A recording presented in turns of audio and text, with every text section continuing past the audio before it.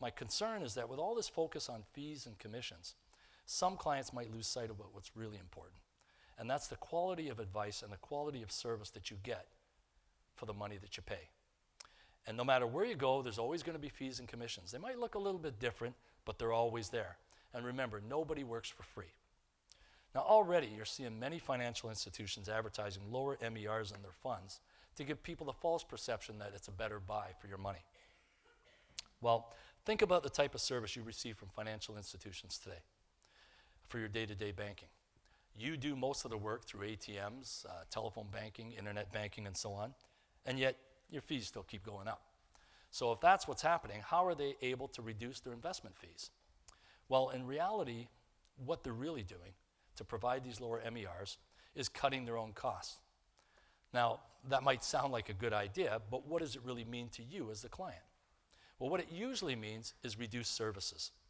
And the onus is often put on the client to make their own investment decisions with little or no guidance. Clients are expected to use a call center for help if they need any information, and they never get to speak to the same person twice. And in many cases, clients are expected to trust the advice of less experienced advisors, often without any choice about who they actually get to deal with. And many major financial institutions are already reducing advisor staffs by as much as 8%. And we've included some related newspaper articles in your folders this evening to give you more details about this situation. That's a serious issue.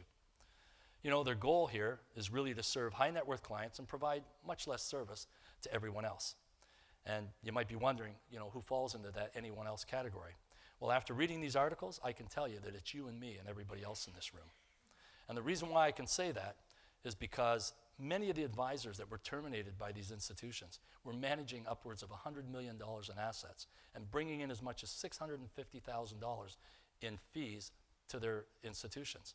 So obviously those institutions must have felt that that just wasn't enough or not worth their while.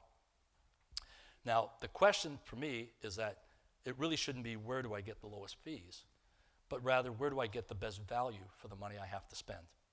And as clients of Langlois Financial Services, I want you to know personally that while we make every effort to keep the fees at a minimum, we're never going to sacrifice the level of service to cut our costs, never.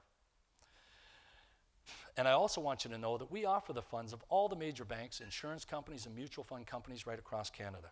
So if you hear about someone that's offering a lower cost fund and you're wondering if that fund's right for you, just give us a call. We'll analyze the fund. If it's a good fit, we'll help you put it into your portfolio. If it's not, we'll tell you why and we'll show you the data to back it up. So in a nutshell, I want you to know that you can still enjoy the full service benefits that we offer and still have pretty much available to you any fund in Canada. Now I know we're spending a lot of time reviewing these statements and discussing fees, and I appreciate your patience. I know it's not exciting stuff. But before we move on, I'd like to show you a little video that brings together all the information that we shared with you this evening. You deserve to live the life you want, and you want your money to grow. That's why you've chosen to work with an investment representative. Research shows people who partner with an advisor, on average, save at almost twice the rate. They also accumulate more than people who don't work with an advisor. Many Canadians choose mutual funds as a foundation for their investment plan. In fact, it's the investment of choice for over 4.9 million households. That's 1 in 3.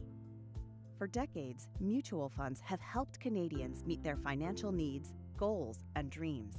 They provide access to a wide variety of investments backed by expert money managers who work to manage risk and maximize potential return.